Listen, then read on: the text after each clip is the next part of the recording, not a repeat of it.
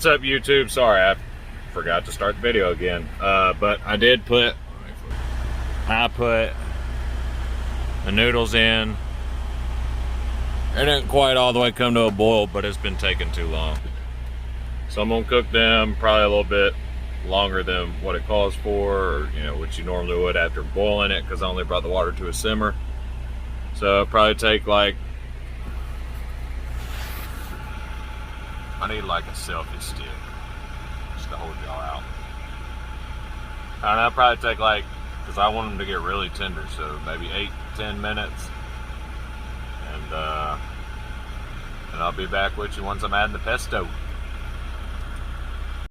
What's up, YouTube? I'm back. Okay, so I couldn't do all this shit with one hand. So I got my chicken cut up, I got my pesto added. I have about a cup and like 1 1/3 cups of noodles. I've got 4 tablespoons of pesto, which is supposed to be like 200 something calories. 2/3.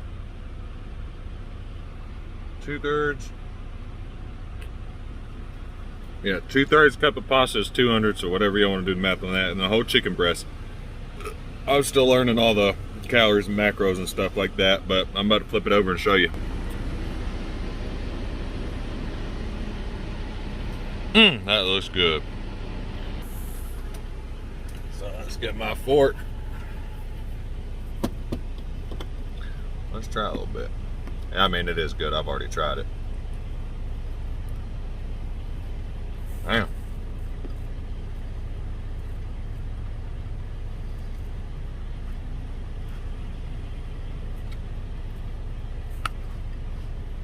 Oh yeah, that's amazing. So with pesto, oh, I guess I'll be upside down if I do it like that. I'll be back. So I'm deadly allergic to nuts.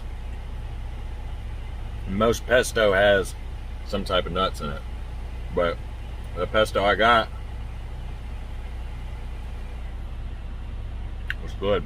That's my knife. Smith & Wesson. I think I've already done a video about it. I actually got this at a truck stop. I think it was a Love's. Got it with my points, like when I first started driving. But anyways, the pesto I got does not have any nuts in it. So once I get done eating this, I'm gonna let that pasta cool down, and then I'll container it up, put it in the fridge.